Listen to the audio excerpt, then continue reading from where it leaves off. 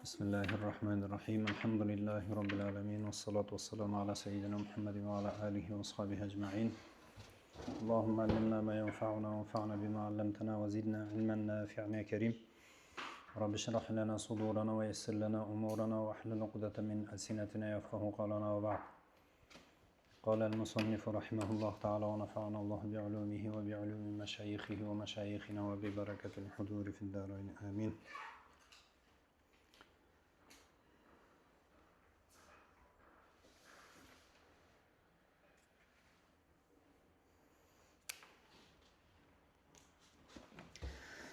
بسم الله. أما المضاف لمعرفة biz hazır ne marife bağında ketip atqanmız. Marifanın türlerini aytып ötdü emi. Mudaf li marife şul dagı marifanın türlerine kirgen. Uşuğa jetip keldik. Bir söz özü marife bolbayt. Bирок ne marife bolgon öydödө ötkөн sözlördün birösüne idafa kılınat. Taandık kılın. Kitab-ı Zaydin degen siyahtı. Alamga mudaf bolup kelişi mümkün.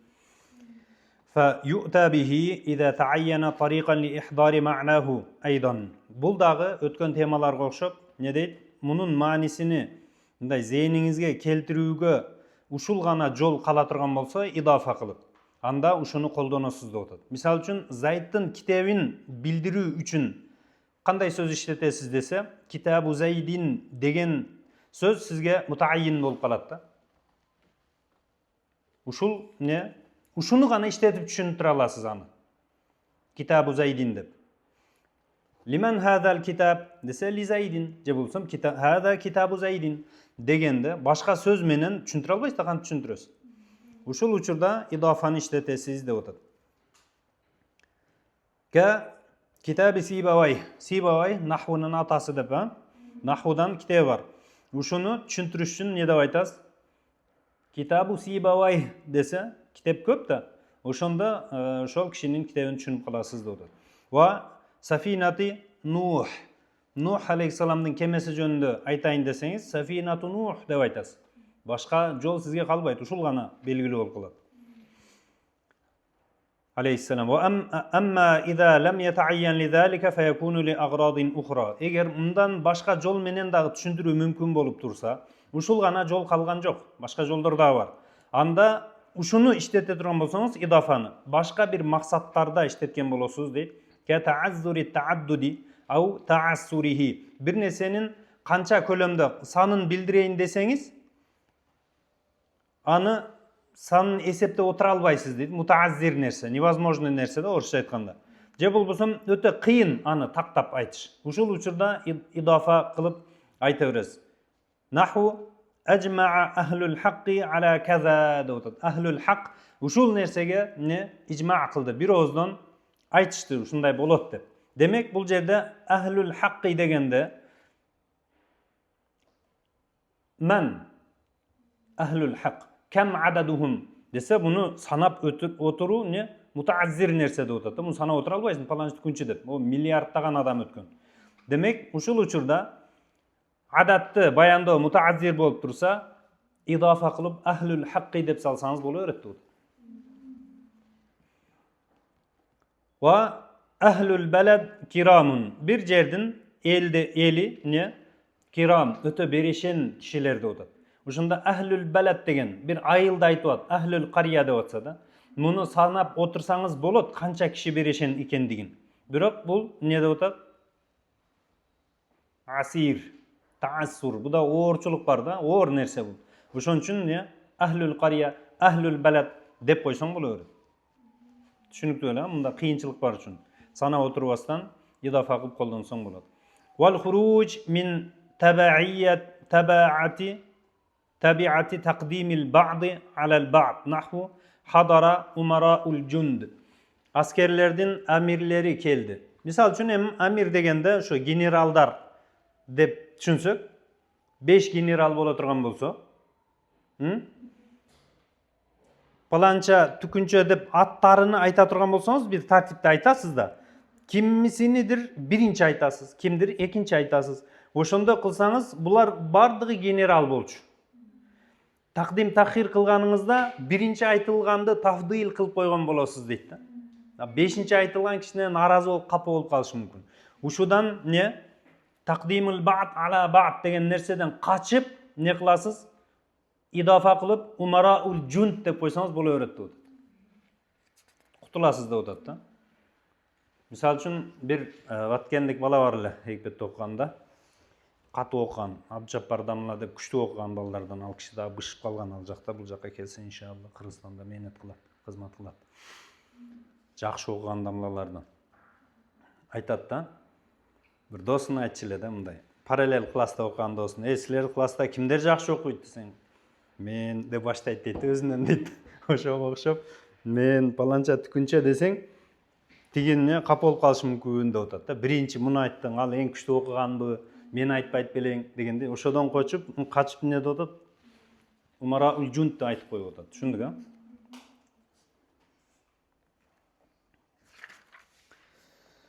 Ват-таъзим лил мудаф.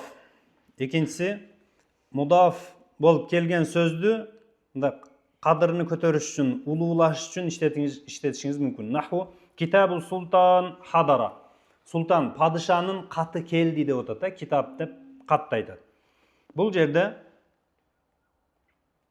не? Китап деген мудаф болды. Аны жөн ғана қат қатары қарабастан китабы султан дегенде ошол қат деген сөзге тазим болуп атат дейді. Байтуллахи деген дейді. Түшүндүк, а? Ау ал-мудаф илейх. Же болбосо мудаф илейхти не тазим кылып деп атат. Наху хада хадими. Бул менин кызматчым деп. Мудаф илейх хадими деген келип атпайбы? Бул жерде я мутакаллима мудаф илейх. Ушул жерде бул өзүнү не кылып атат? Тазим кылып атат. Неге десе би анна ли хадиман деп атат да, менин кызматчым бар дегендей. Түшүндүк, а? Ау гайрихима. Же болбосо мудафты дагы, мудаф илейхини дагы эмес, ал экөөнөн башка нерсени тазим кылыш үчүн. Наху ахул вазири инди деп атат. Ахул вазир деген мудаф илейх болуп атат. Туурабы? Инди деген бул ахул вазир, вазирдин бир тууганы менин жанымда деп атат да, менин жанымда, менин үйүмдө отурат дегендейчи. Бул жерде мудаф илейхин эмес, инди деп ана дегенди тазим кылып атат. Түшүндүк, а?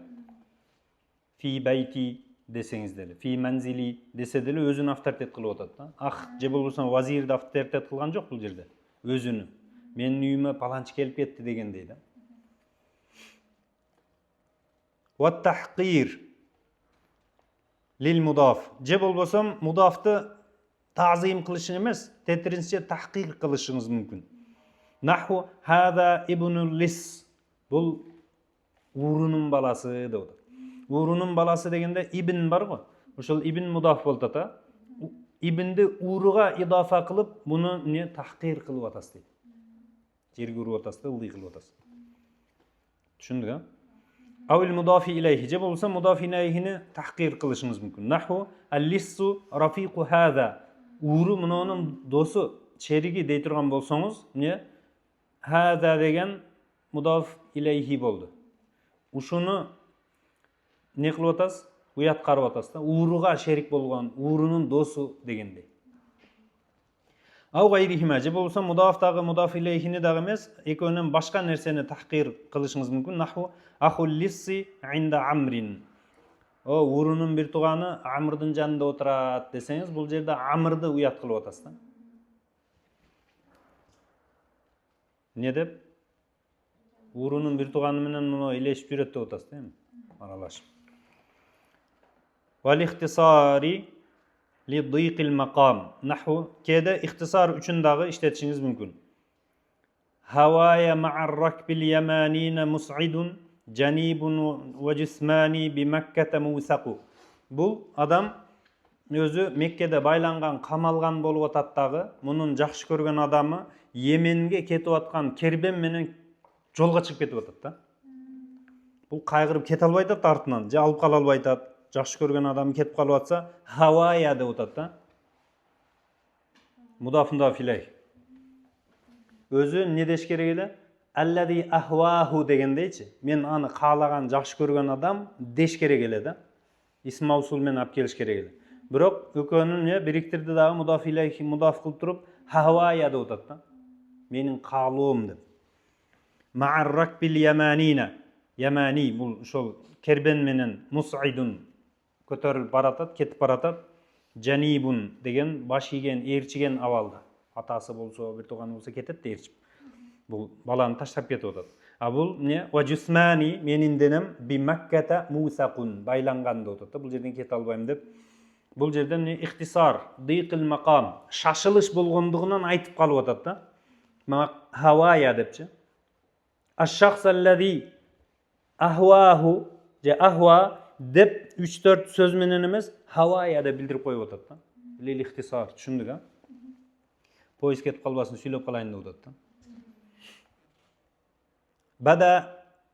Badala en yuqala allazi ahwahu dep oturubastan.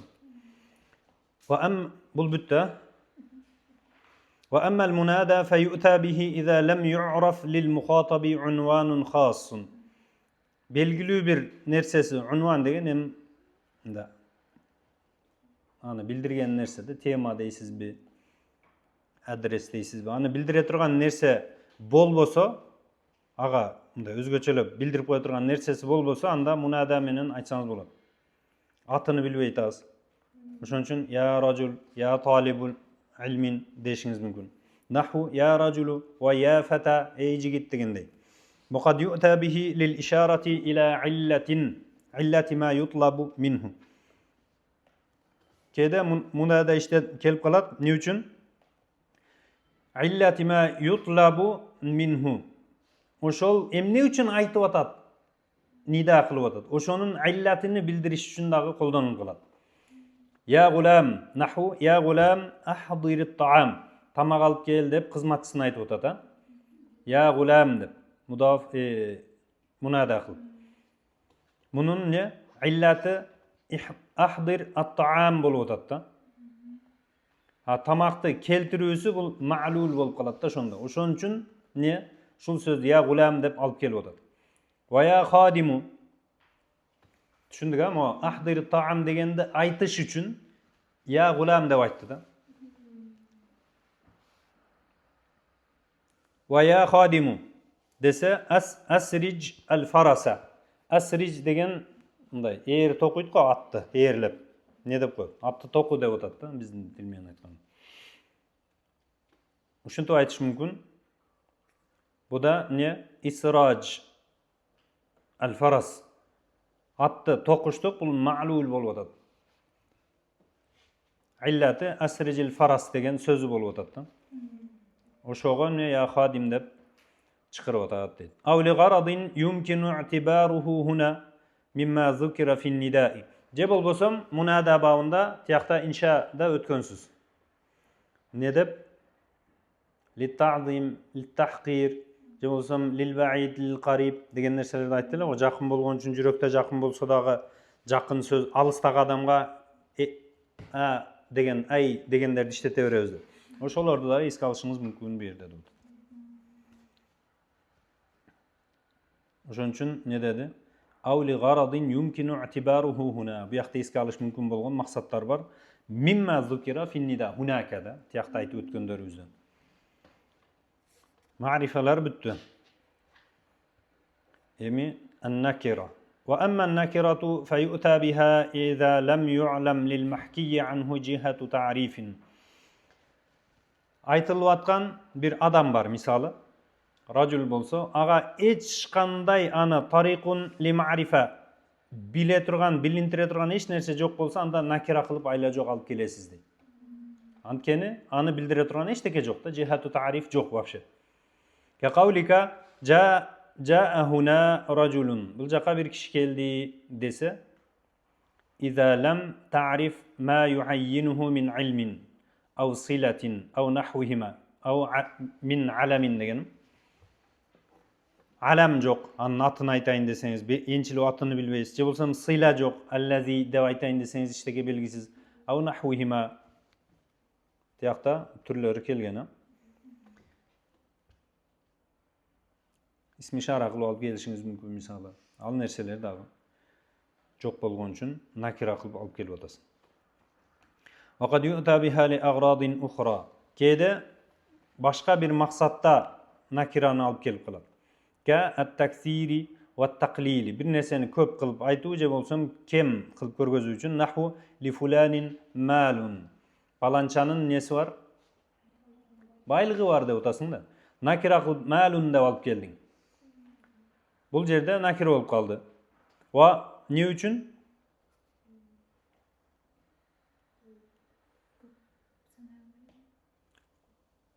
Taklil üçün boluşu mümkün, je taksir üçün boluşu mümkün.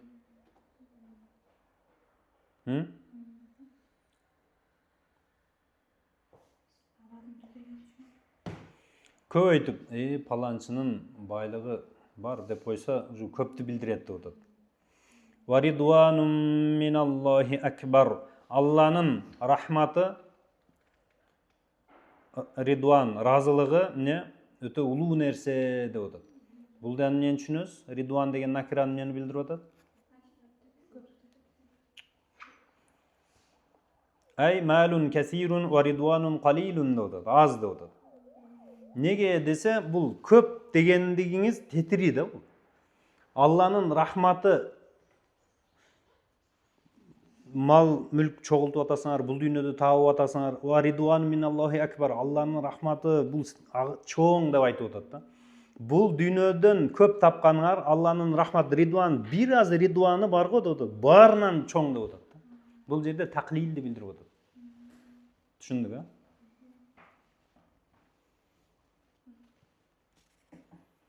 Ва ta'zim ва tahqir. Bir нерсени улуу чоң көрсөтүш үчүн же болбосом жерге уруш үчүн да мындай. Nahwu lahu hajibun an kulli amrin yashinuhu wa laysa lahu an talibil urfi hajibu. Бирөөнү мактап атат. Lahu hajibun. Hajib не? Тосуу.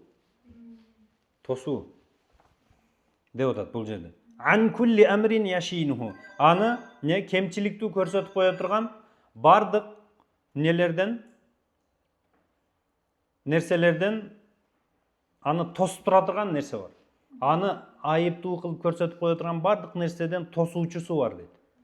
Түшүндүк, а?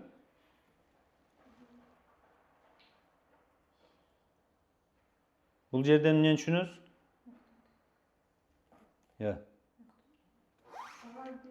Ta'zimди түшүнөбүз да. Эч нерсе муну эч кандай шерменделикти буга жугузбай ушундай тосуп тура турган нерсеси бар, чоң. Wa laysa lahu an talibil urfi hajibu. Talibul urf деген talibul ma'ruf да. Talibul ihsan. Жакшылыкты талап кылгандан,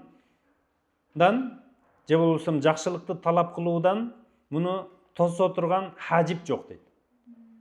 Бул жерден эмнени түшүнөбүз хажиптен? Таклилди түшүнөбүз.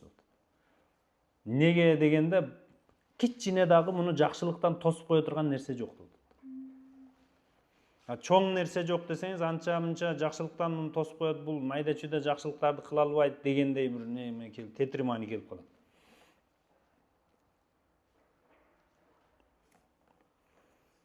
Өзү жакшылык ишти тосуп кое турган кичине нерсе дагы жаман да, аны кантип анан чоң нерсе деп айтасыз бул жерде.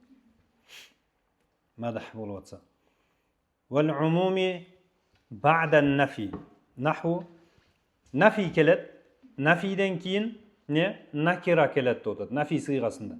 Накира келсе эмнени билдирет деп атат? Умумду билдирет деп атат. Ма жаани мин башир. Мага эч кандай эскертүүчү келген жок дейт. Fa inna an-nakirata fi siyaqin nafi ta'ummu. Ибараны таанып атасыңарбы? An-nakiratu fi siyaqin nafi ta'ummu. Накира нафи сыйгасында келсе, аам болот дейт. Усулда айтып берген болушум керек эле.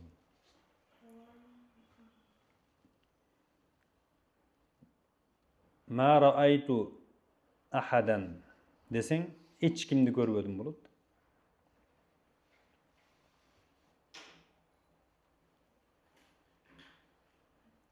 Бул салбун кулли болуп атат, салиба кулли болуп калат. Силерге суроо да. Мисал үчүн La talibe fil fasl. Ne? Klasta student yok. Ne üçün bul am boluş gerek?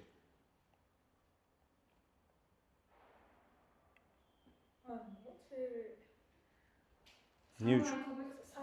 Ança kalıp ketse bolboybu.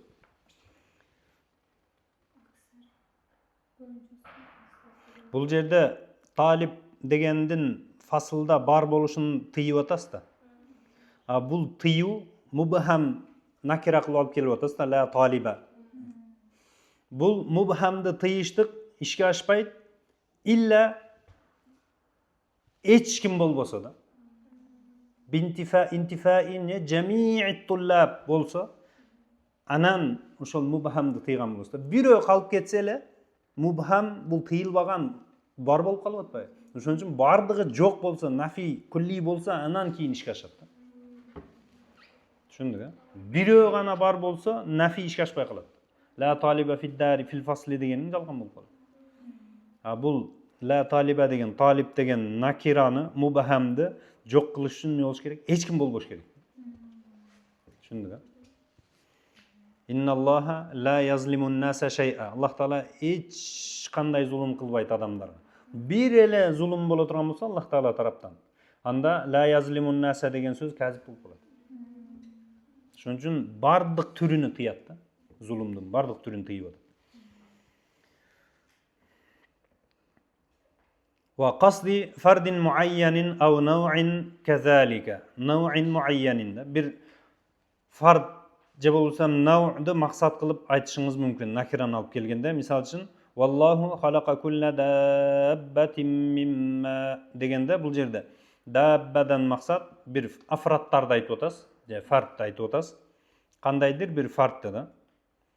Анан же болбосом ма дегенде суунун кайсы суун эмес, суунун bir не түрүнү нав'ды айтып атасыз да.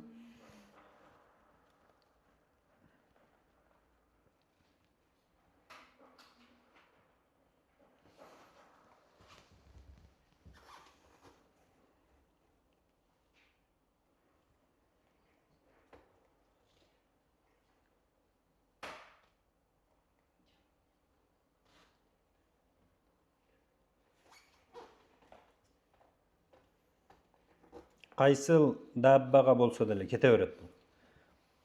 Кайсыл дабба барбы? Дабба деген өз жерде сойлоп жүрүүчү адамдарга деле айтыла берген нерсе. Кийин анан төрпүттап жүрүүчүлөргө айтылып калган.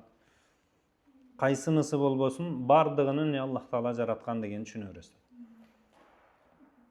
Ошол дабба деген түшүнүккө кайсы дал келсе болду. Аны Алла жараткан.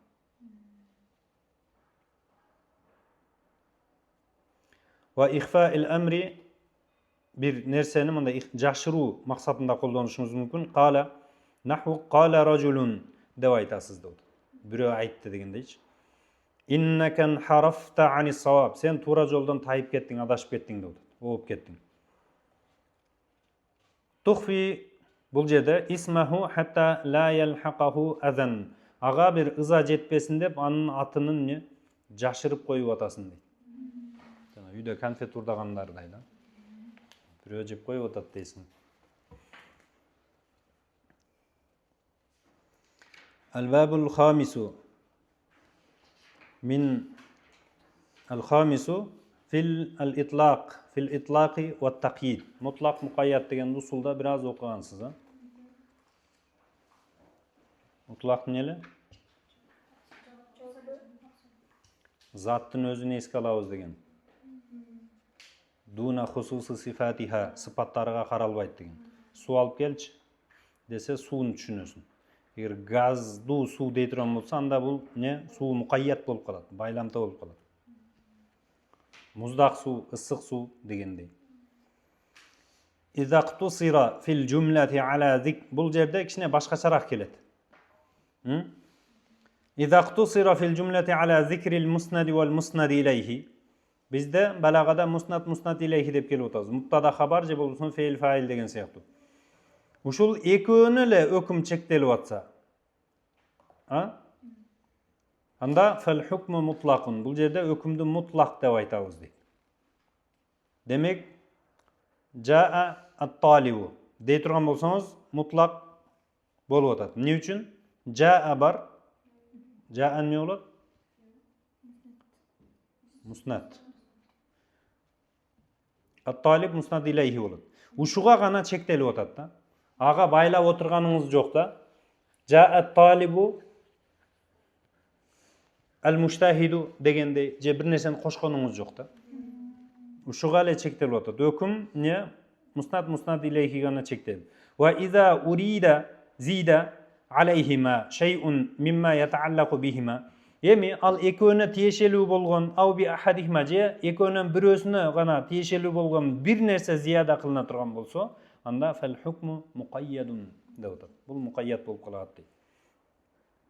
Misaldарын айтат шашпай.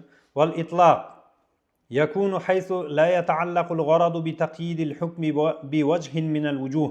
Qanday gana tür menen bolbosun, hiç qanday nerse menen ne? Maksat mындай çektelbeyt da, baylanbayt da otat. Musnad ilayhi menle kalıp ketet boldu. Aga bir qandaydır bir nerse maksat kılınbayt deyt. Ne üçün? لِيَذْهَبَ السَّامِعُ فِيهِ كُلَّ مَذْهَبٍ مُمْكِنٍ. Adamdın akılı da otat. Uqqan adamdın zeyni, oyu qanday gana variantqa, misal üçün Jaa talibu dese, qaysı talip boldu eken dep ar jaka ketet mun oyu da otat da. An yazhaba zihnuhu kulla mazhab. Qaysı jaka ketiş mümkün bolsa bardyk jaka ketsin üçün şuntip mutlaq kılıp aytışыңыз mümkün deyt. وَالتَّقْيِيدُ يَكُونُ حَيْثُ يَتَعَلَّقُ الْغَرَضُ بِتَقْيِيدِهِ بِوَجْهٍ مَخْصُوصٍ. Belgili bir mınday özgöçe bir vajh tarapqa, variantqa ne kılıp koyuyoruz? Ökümdü bir maksatqa çektep koyuyorsunuz da otat. Bir maksat baylanat. Eki öneten je bolsam eki önön birösüne, mubtadaga je habarga degendey. Law lam yura'a, eger oşol vajh eske alınbay kalsa, tafutul faidatul matlubatu. Bul qadiyadan közdölgön maksat işke aşpay kalat anda deyt. Ya? Ukrimu at-tullab al-mujtahidin degende kılsan. Ukrimu dese men ikram kılam degende bardığın ikram kılış mümkün. Bul hukum şul. At-tullaba desen bir çektedin. Al-mujtahidin desen tullabtan dağı çektep salıp atasın da. Eger ukrimu degende öyle men akçamda alıp çıkıp misal üçün bardığına bersen men közdögön maksat işke aşpay kalat. Men belgilүү nerseni çektegenmin da, közdögön. Ve li tafsili hada al-icmali naqul. Em kıskaça aytıp öttük, şunu bayandaş şunu aytabız. İnne taqyida yakunu. Emi taqyid qaysı nerseler arkılı işke aşat dese bil mefaili ve nahwiha. Mefail degen qaysylar? Mansubatlar var mı? Mef'ulun bihi, mef'ulun li eclihi, mef'ulun mutlaq, mef'ul ma'ah degendir. Mefail dep şunu ayt. Ve nahwiha da başka nerseler boluşu mümkün. Ve nawasih kana jana innanın bir tugandары zanna je bolsam qurb ne? Af'alul qurb bar öyle. Avşaka degenler var mı? Muqaraba öyle. Ya Rab. Ve şart menen boluşu mümkün. Bul dagı taqyid işke aşat. Şart kılıp eger monday degende. Ve nafi dele kılışыңыз mümkün. Nafi menen dagı bolat. Ve tawabi' sıfatlar var mı? Ve gayri zalika şul nerseler menen işke aşat dedi.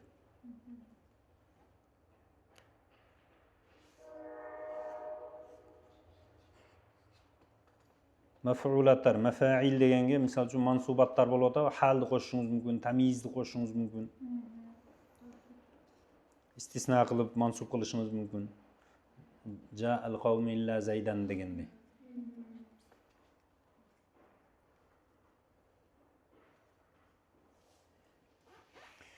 Ya Rab. At-taqyidu bi المفاعيل. أما المفاعيل ونحوها فالتقييد بها يكون لبيان نوع الفعل. Fiildin bir nau'unu bayandaş üçün kelişi mümkün. Mef'ul mutlaq degen esiňerde bolsa gerek. Bul ne üçün kelişi mümkün? adatты билдириш үчүн келиши мүмкүн. Дарабту дарбатан де болбосом түрүн билдириш мүмкүн. Бул жерде айтып аткандай. Же болбосом тавкид үчүн келиши мүмкүн. Бул жерде эмне тавкид эч кандай зияда бербейт. Жөн гана ошол бар эле сүйлөмдү тавкид кылып коет болду. Кошумча бир башка бөлөк маанини бербейт да. А муну жерде түрүн баяндаш ли баянин нау боло турган болсо, бул кошумча бир маанини берет деп атат. Нау'ил фи'л. Ау мисал айтпаптыр буга. Мисал үчүн бул жерде шархта мисал алып келген. Акрамту икрама ахлил хасаби. Ондай кадыр барктуу адамдардын икрамындай икрам кылдым дейт. Конокторду конкретно тосуп коюптур дагы. Түшүндүк, а? Эгер сиз акрамту икраман дегениңерде бул тавкид эле болуп калат эле.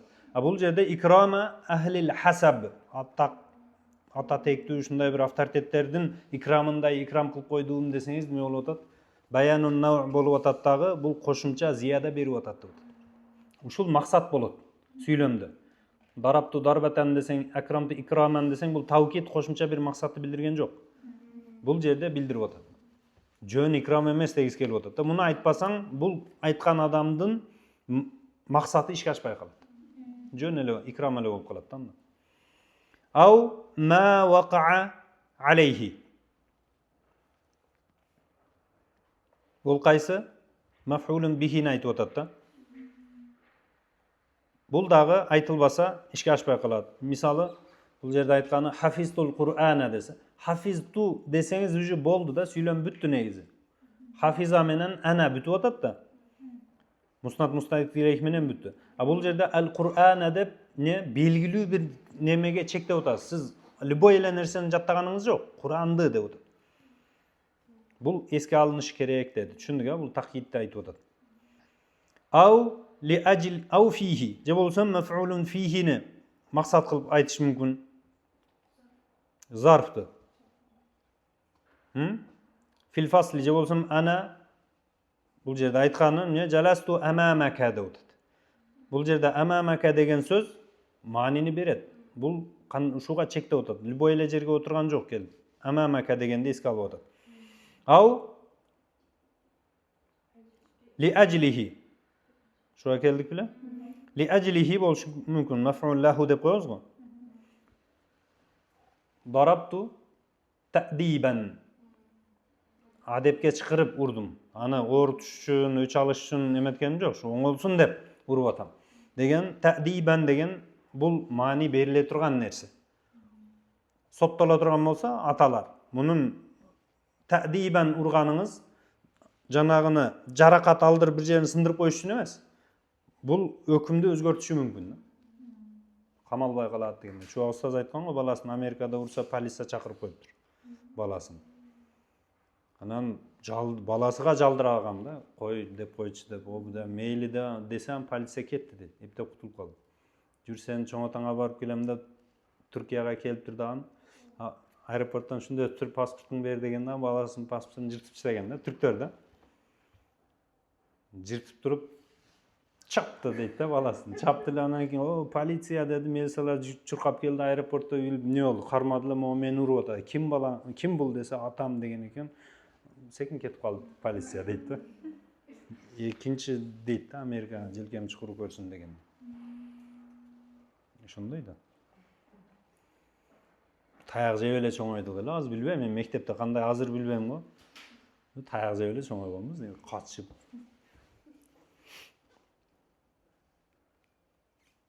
Жаман болбоду дейм да. Эчтеке болбойт, бир-эки таяк жесем, көчөдө эле жеп атпайбыз.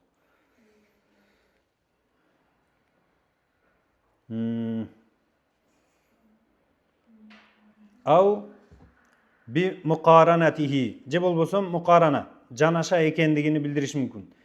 Ма'да айтып атат, маф'улун ма'a. Сирту ва нила же болсо ва тариқал Мадина деп келген бул жерде. Не Мадинага барган жолдо, бараттын жолдагы дегендей. Бул эске алынат. Башка любой эле жолдо кетип аткан жок. Ау баяни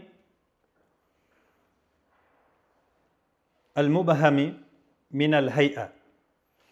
Же болбосо бир белгисиз нерсенин мындай абал bildiriş üçün fil hal ушундай болуп келет. Halды bildiriş üçün бул жерде qara'tu qa'iman. Tik turup okudum деген сыяктуу боло турган болсо, бул жерде эмне ошону айткысы келип атат да.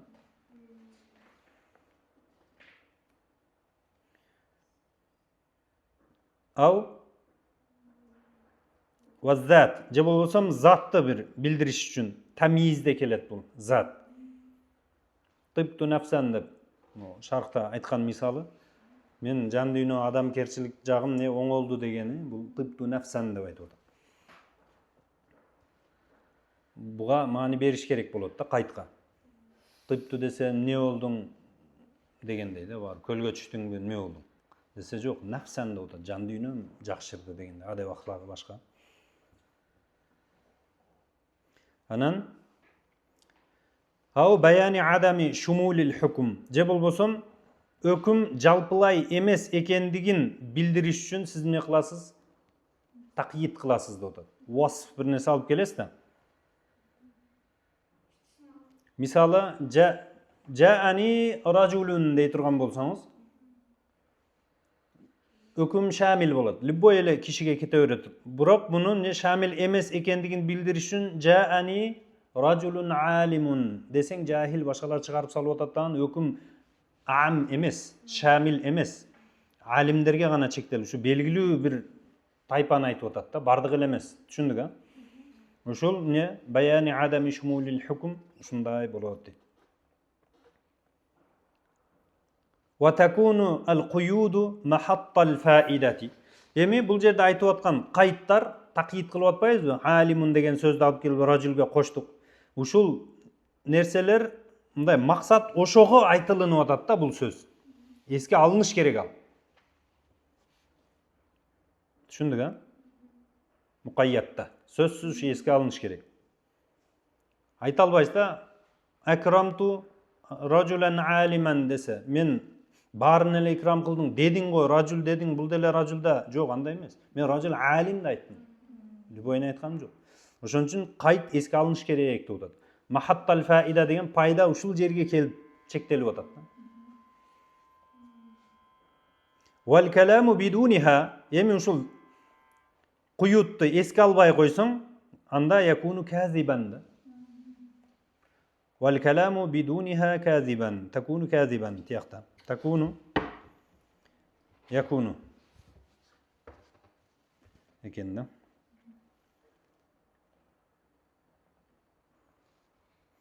Ау гайра максудин беззат же болбосом калам өзү эмне максат кылынбай калат деп атат. Гайра максуд болуп калат. Дарурата, так, бул шарт экен, дарурата аннал калама иза иштамала ала кайдин заидин ала мужаррадил исбати ван нафи фа хуа ал-гарадул хассу вал максуду минал калам. Эми кайт келип атабы сүйлөмдө, аны бекерге алып келген жок да негизи. Адам баласы жөндөн жөн эле сөздү көбөйтүп бир нерселерди кошуп сүйлөй бербейт деп атат. Ошол кайт келдиби, ал сөзсүз эске алыныш керек. Фаида ошого чектеп атат, атайын алып келип атат. Наху ва ма халакнас самавати вал арда ва ма байнахума лаибин. Биз жер асманды жана анын ортосундагыларды, ал экөөнүн ортосундагыларды ойноп эле жаратканыбыз жок, зеригип отуруп эмне кылышты билбей дегендейчи. Бул жерде лаибин деген кайт бар го. Маф'улун не? Ли ажли. Ушул бекеринен айтылынган жок деп атат. Нафи ма халакнас самават деп атпайбы, биз жаратпадык деген нафиден максат ушул кайт максат болуп атат. Ма халакна ха лаибина, бал халакна каза каза каза дегендей да. Максат кылып, жөн эле эмес да. Нафи ушул лаибинге келип түшүп атат дейт. Эгер бунун лаибинди алып салатып турган болсоңуз, калам казип болуп калат. Кандайча?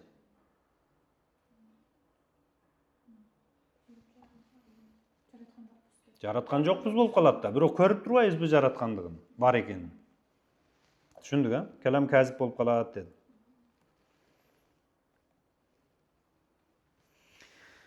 Ва амман навасих. nasixtер бар ғой, kana, inna дегендер. Ошолор менен кайт кылышты айтып атат. فالتقييد بها يكون للأغراض التي تؤديها معاني ألفاظ النواسخ. Демек, насих сөздөр бар ғой, inna kana дегендер. Ошол алфаздардын маанилери билдире турган максаттарга колдоносуз. Ошол, мисалы үчүн, залла десеңиз күндүзү дегенди билдирет. Бата десеңиз түн, амса десеңиз кечкирди дегенди билдирет.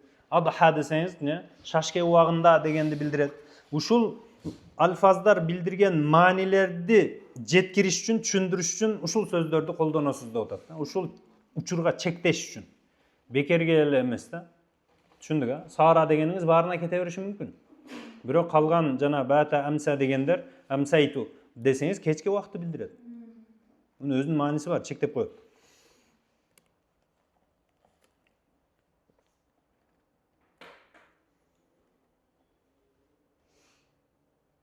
كالاستمرار أو الحكاية عن الزمن في كان. كان دей турган болсоңуз, эмнени билдирет? Болду дегенди эле билдирет. Зайдун бул жерде мунталикун деп алып келет да. Кана зайдун мунталикан деп, кетти деп. Кетүүчү. Кана деген бул жерде мааниси эмне болуп калат? Зайдун мунталикун фи заманил мади. Кана деген өткөндү билдирет да. Фи заманил мади мунталик. Уже кетүүчү болду дегенди эле билдирет, болду дейт.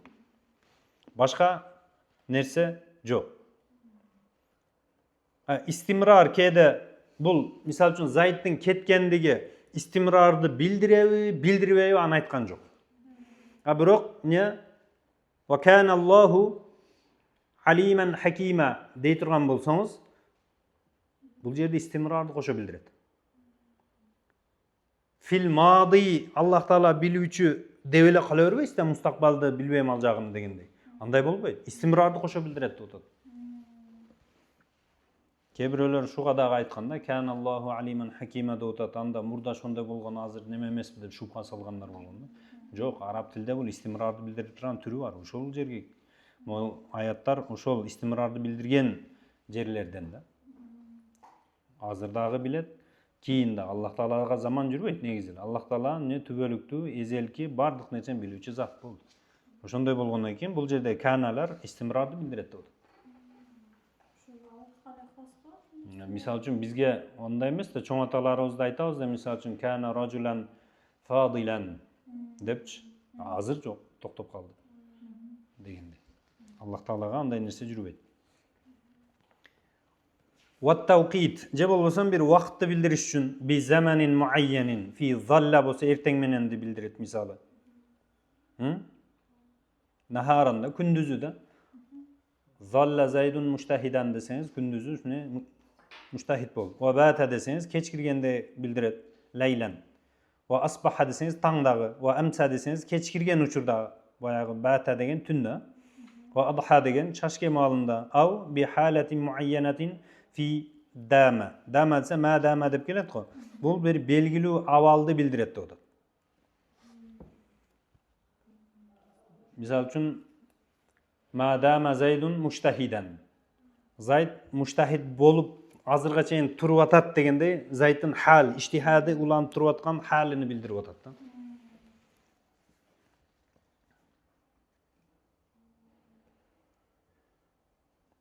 Вал муқараба фи када ва каруба ва аушака дегендер эмне?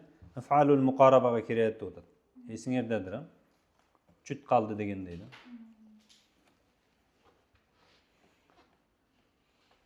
Кадатит талибату таштахиду десең не болот? Ат-талиба студент иштихад кылып берейин деди дегендей болот да. Муқараба. Бакия не? Кариб аз калды да иштихад кылып беришиге дегендей.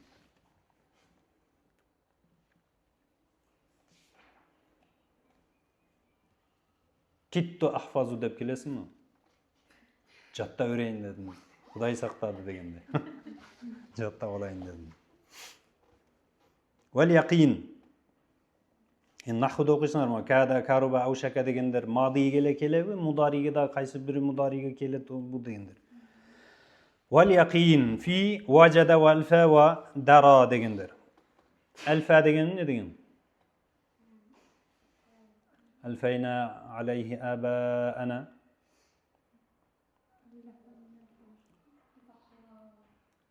Vajadna alayhi abaana da biz ata-bobolarimizni şol yolda tapdık degen. Kömanisi bir vajadada. Vadarabul bilu degende bulardı bilseňer gerek. Wa ta'allama bildi degenlere yaqindi. Alimtu degenler.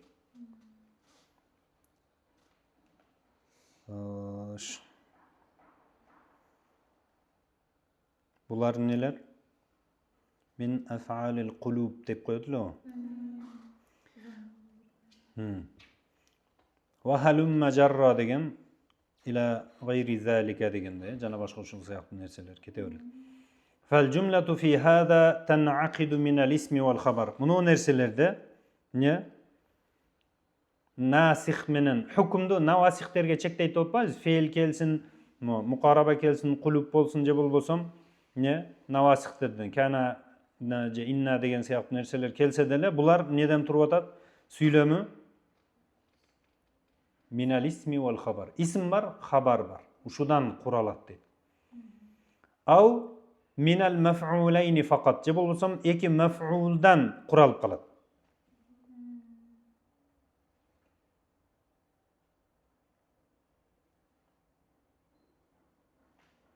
Af'alul qulubda uşunday bolot. Iki maf'uldan. Özü aslında al iki ne? Maf'ul mubtada habar bolganda. Alimtu Zaydan mujtahidan degende.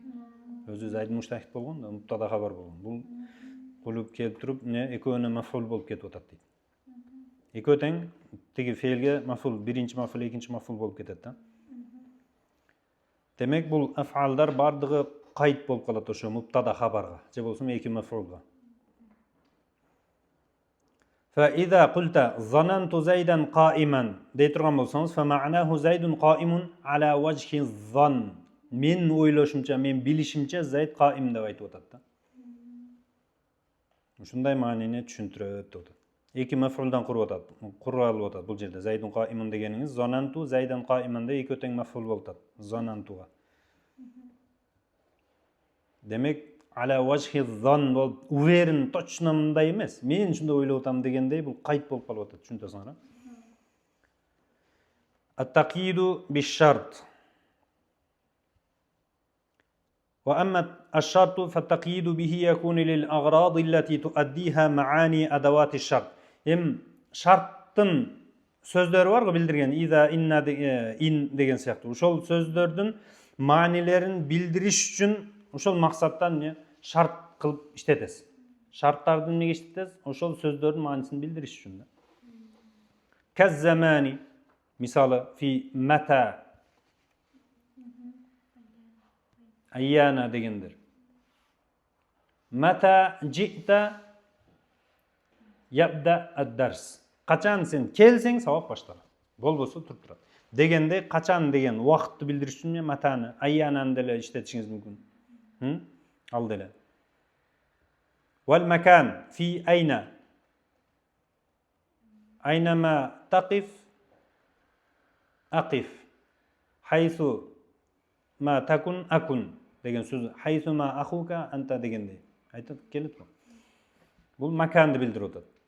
Anna degendele ve haythuma degendele çünküle wal hal fi kayfama qanday gana awalda ne bolbosun pagoda sawab bolup deyturgan bolsaňyz ne haldy bildirip atat. Kayfama yakun yakun. Kayfama yakunil jaw yakunid dars degen saýakly. الفرق بين إن وإذا ولو bular dile إن كانت الشمس طالعة فالنهار موجود degendile şart. إن كانت الشمس إذا كانت الشمس لو كانت الشمس degendir bardygy şartty bildiredi. Birok kanday aýyrmasy barby jok bolsa hazır bayandaýbız deydi. Wastifa'u zalika wa tahqiqul farqi baynal adawati yuzkaru fi ilmin nahwi deydi. İstifa degen toluq boýdan, ha? шарттар. Анан ушул шарттардын ортосундагы аль-фарк не дейт? Нахв илиминде окуйсуз дейт. Бирок балагага тиешелүү могу 3 тамганын ортосунда айырма бар. Иза, ин, лау. Ошолорду баяндайт. Ва иннама юфаррaqu хуна додата фи илмил балага ин ва иза ва лау деген сөздөрдүн ортосунда лихтисасиха би мазая. Ушундай бир өзгөчөлүктөр менен өзгөчөлөнөт булар. Туадду мин вужухил балагати. Ал өзгөчөлүктөр не? Ал маанилер да. Бул балага илиминен болуп эсептелет. Аны айтып өтпөсөк болбойт эми балага окуп аткандан кийин. Ва иза фа калып кетип турат. Фа ин ва иза экөө тең ли шарти фил истикбал. Мустакбалды билдирет. Экөө тең муштарик. Истикбалды билдириш жагынан. Ин дагы иза жагынан. Бирок айырмасы болуш керек. Ва лау бул жерде ли шарт фил мади. Өткөн чактагыны билдирет. Өткөн чакка болгон шарт бул.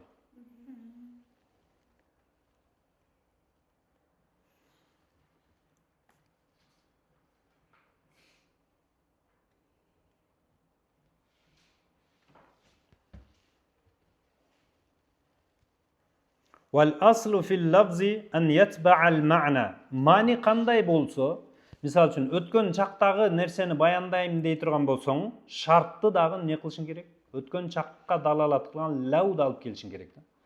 Эгер мустакбал жөнүндө айтып аткан болсоң, мустакбалды билдирген инди алып келишиң керек же иданы алып келишиң мүмкүн. Түшүндүк, а?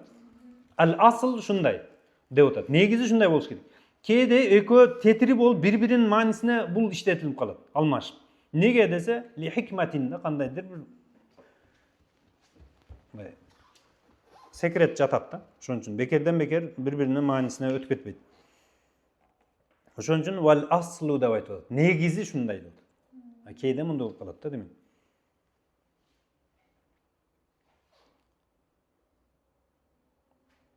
Ятбa'ul ma'na деген ушул не мади болсо, лафз шону ээрчийт дагы мадиге далаткан лау келиш керек. Фаякуну фи'лан мудари'ан ма'a инна ва иза келе турган болсо, не фе'л мудари келиш керек. Неге булар экөө тең истикбалды билдирип атат да дейт. Ал асл. Ва мадиян ма'a лау. Эгер лау не мади фе'л менен иштетилиш керек. Түшүндүк, а? Ва ин мисалы аят наху ва ин ястагису югасу бимаин кал-мухли. Ал тозоктогулар ин ястагису жардам сурашса, югасу сугарылат же жардам берилет. Эмне менен десе бимаин кал-мухли деп атат. Мухл деген не? Мунун эки маанисин алып келген. Мухл деген жерден чыккан жавахирлер бар го, баалуу таштар. Ошолордон тозоктогулар жардам сураса ушундай болот деп атат. Ошол жавахирлер, эритилген жавахирлер менен жардам берилет, сугарылат. Алтын, күмүш озуга куюлат, коргошун дегендей мисалы. Эритилген нерсе. Суу ушундай берилет буларга деп атат да. Кудай сактасын. Бир мааниси. Экинчи мааниси дурдию зайт деп айтат экен. Бул мындай майдын астында саркындысы тунмасы бар, тунуп калат го астында уюп. Жугу да мындай ыпыр-сыпырлары жумуртка курганыңыздан кийин калат го мындай кирип болуп. Пирожки бышыргандан кийин астына уюп калган. Ошондой ичирилет деп атат. Ага суусун канбайт. Ал дагы муздакпы, ысыкпы, кайнак болсо керек, тиякта ысык не бермет таштар эритилип атса, ичирилип атса. Түшүндүк, а? Бул жерде не келди? Ин иштетилип атат. Мустакбалга далалат кылган. Ошон үчүн ястагису деп не фе'л мудари иштетилип атат дейт. Ва иза турадду ва не иза турадду негизи бир вау жок экен силерде? Ва башка вау жок, эки вау болуш керек да негизи. Эки мисал бул бөлөк-бөлөк мисалдар да. Ва деп туруп тырмакча ачаттаган ва иза турадду иля қалилин тақнау бул ше'r. Бул жана сары китепте окугансыңар ида хасрарда. Ва нафсу рагибатун иза рагабтаха ва иза турадду иля қалилин тақнау. Nafs жөнінде келген. Wan nafsu raghibatun idha raghhabtaha. Nafsini qiziqtirsang, al qiziqa beradi. Sen o'zing повод berib qo'yasan. Internetten ko'rasan, Instagramga kirib borib o'rib qalasan. Men shu yerga borishim kerak, buni shuni jeshim kerak, shunday moda olib shuni kiyishim kerak. Wan nafsu raghibatun idha raghhabtaha. Sen qiziqtirsang, qiziqa beradi al nafsi deydi. Sen qiziqtirsang. Va idha turaddu qaytarilsa ila qalilin, az narsaga. Taqna'u o'shaga qanoat qilib qoladi deydi nafsi dedi.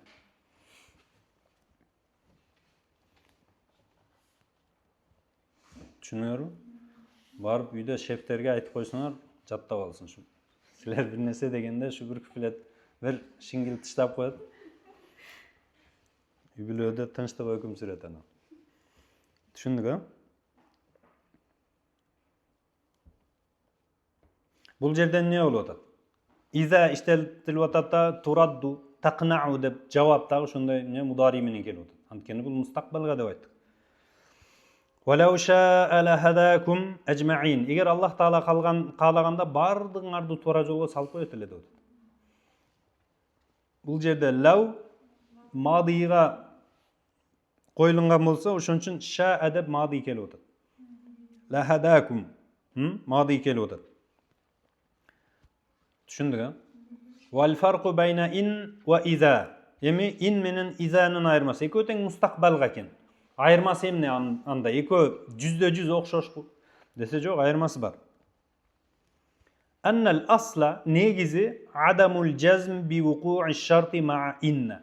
Eğer inna kele turgan bo'lsa, bu şartqa qo'llaniladi. Ha? Bunun javobi shartdagi bor da. Javobi shartın so'zsiz bo'lusi jönünde ne yo'q? Keskin jazm yo'q deydi.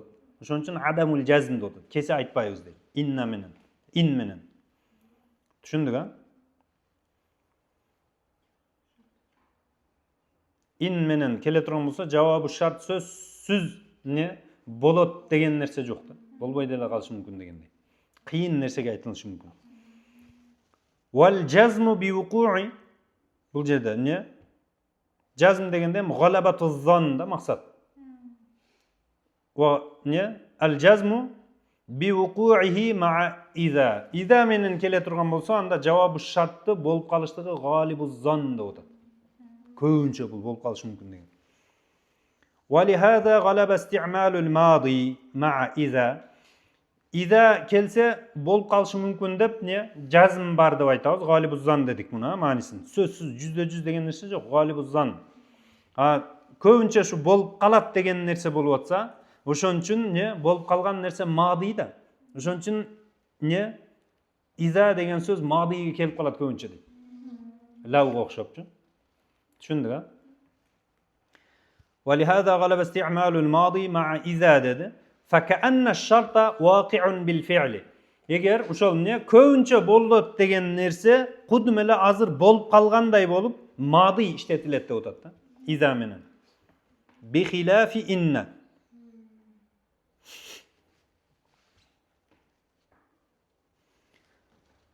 Fa iza inna da anda emas. Bu ne? So'zsiz bo'ladi degan narsa yo'q, g'olibuz zon yo'q bo'lgani uchun bo'lib qoladi, bo'lmay qoladi, o'shaning uchun ne? Mudari bilan keladi ko'pincha deb o'tadi. In. Tushundingmi? Fa iza qulta in abra min maradi, o'rundan ayiqsam, bari ayabra, o'ruman ayiqsam, atasaddaq bi 1000 dinarin. Sukun bilan o'qiysa, atasaddaq bi 1000 dinarin. Men 1000 dinar ne sadaqa qilam, 1000 oltin sadaqa qilam deb aytib o'tadi.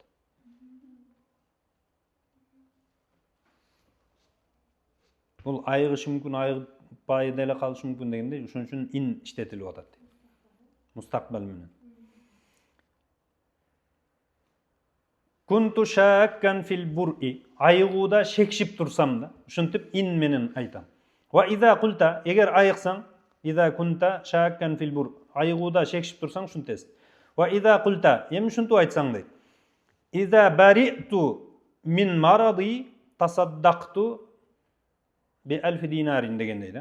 Men o'yrum, bu dele şol o'zi, o'ruman ayiqsam, ne? 1000 dinar sadaqa qilam degan.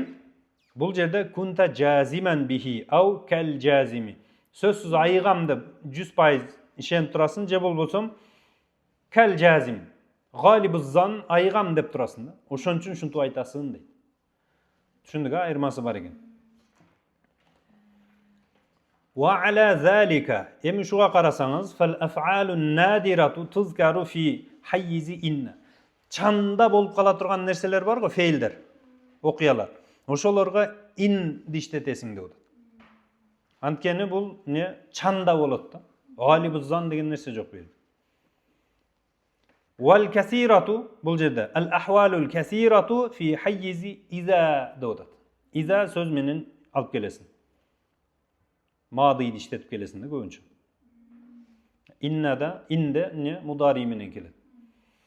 Ва мин залика каулуху таала, ошон үчүн Аллах таала айтып атат Кур'анда: "Стаизу билла фа иза жаатхумул хасанату қалу лана хади." Эгер аларга бир жакшылык келе турган болсо, бул бизге мына деп атат. Алар. Ва ин тусибухум сайиатун, эгер аларга жамандык жете турган болсо, яттайяру би Муса ва ман ма'a. Муса алейхиссаламга же болбосо жана Муса алейхиссалам менен чогууларга шылташып атат да, жоорушуп атат. Шулардын эсебинен чото шулар нито. Ошон үчүн бизге мына бале келип атат. Ошон үчүн бизге жамгыр жаабай калды, эгиндерибиз куурап атат деп башташат деп атат. Бул Алладан жакшылык келиштиги точно да келет да. Өмүрүңүздө кандайдыр бир жакшылык көрдүңүз да, соо жаралып барганыңыз, көргөнүңүздүн өзү бир дегендей.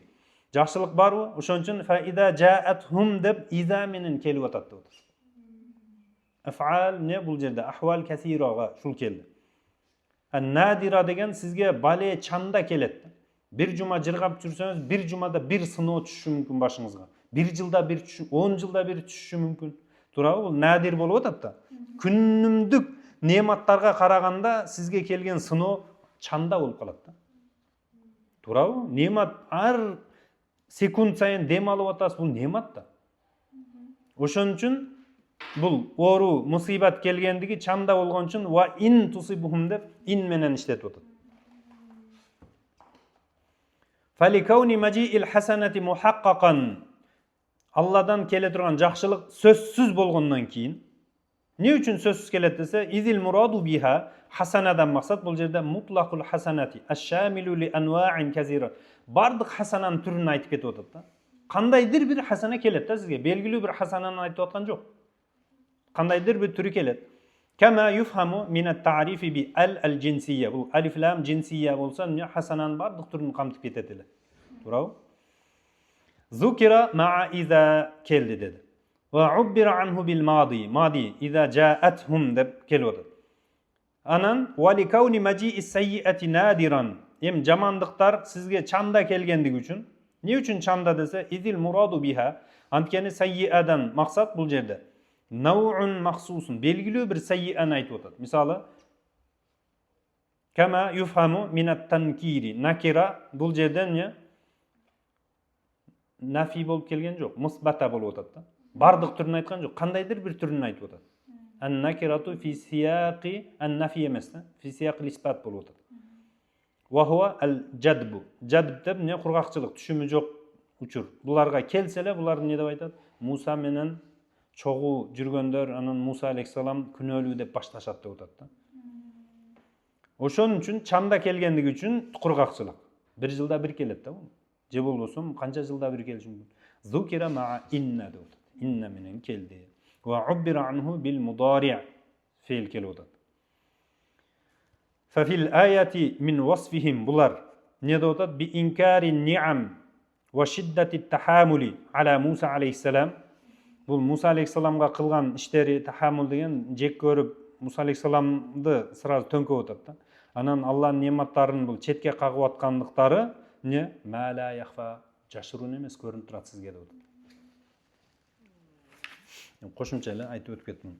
Вал мураду лиш-шарти фил муди. Валау кен го. Кайдан окуду? Валау лиш-шарти фил муди. Муди деген мадийди айтып атат. Шарт лау мадийди билдирет. Тиякта экөөнү айтып өттү, эми лау калган. Валида ялихал фи'лул мади. Бул мадийде шартты билдиргенден кийин анда мади фейл алып келиш керек да буга дейт. Наху валау алима деп. وَلَوْ عَلِمَ اللّٰهُ ف۪يهِمْ خَيْرًا لَأَسْمَعَهُمْ. Alarda Allah Taala kandaydır bir жақшылық болушunu bilgende, anda alarga mындай hidayat sözünü uğuzup tura jolgo salıp koyot ele. Бирок алардан эч кандай жакшылыкты Аллах Таала билбейт, алар эч качан жакшылык кылбайт деп атат да. Ошон үчүн угузган жок аларга дейт. Түшүнүктүү эле?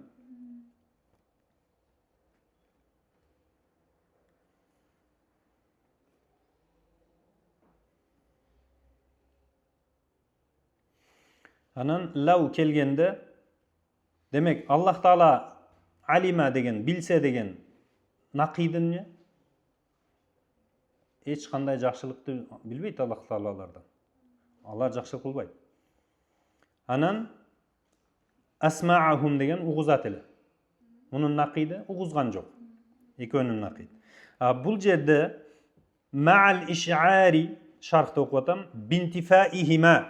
Шартты дагы анан жазаны дагы, машрутту дагы жок экендигини билдирет дейт. Лау менен келсе. Ва сыдқи нақидихима фил вақи. Иш жүзүндө ушул жерде келген эки феилдин накыйды туура болот, ишке ашкан болот. Алима деген ла я'лам, лам я'лам. Анан асмаа деген лам юсми'. Накыйд келет. Туурабы? Эгер билгенде угузат эле туура сөздү. Аллах Таала булардан эч кандай жакшылыкты билген жок, угузган жок. Накыйды иш жүзүндө ошондой болот деп атат. Түшүндүк,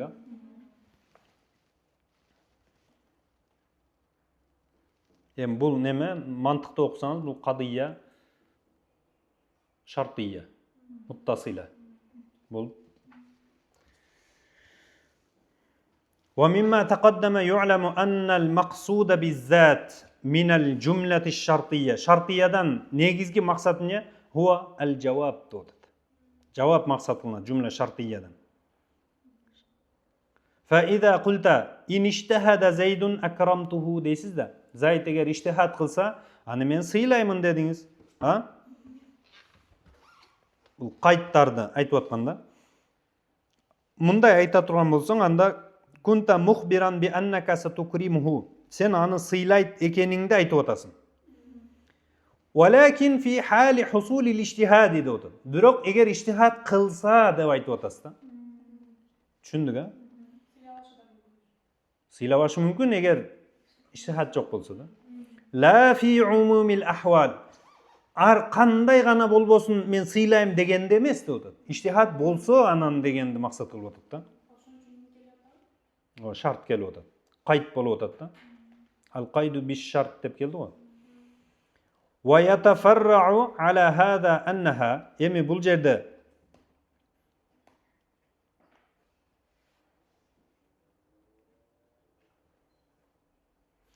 максат не дедик? Жавап максат экен дедик. Ушуга карай турган болсоң, анда аннаха туадду хабариятан. Жавап не? Эгер жоопуңуз жумла шартыя. Шарт бар, анан жаза бар да. Ошол жавап. Жавап эгер шарт не болсо, хабар болсо, буну хабария дешиңиз мүмкүн. Бул жумла. Эгер инша боло турган болсо, жавабы. Анда иншаия деп дагы айтышыңыз мүмкүн деп. Ошого карап, иншаия болсо талаби гайры талаби дегендей, аны изилдешиңиз мүмкүн, изилдебей деле коюшуңуз мүмкүн. Балагага тиешеси жок болуп калат. Гайры талаби болуп атса. Эгер хабария болсо, анда изилдейсиз сөзсүз. Балагага тиешеси болот. Ау иншаиятан би'атибари жавабиха dedi. Wallahu alem bis-sawab ve ileyhil merci'u vel ma'ab.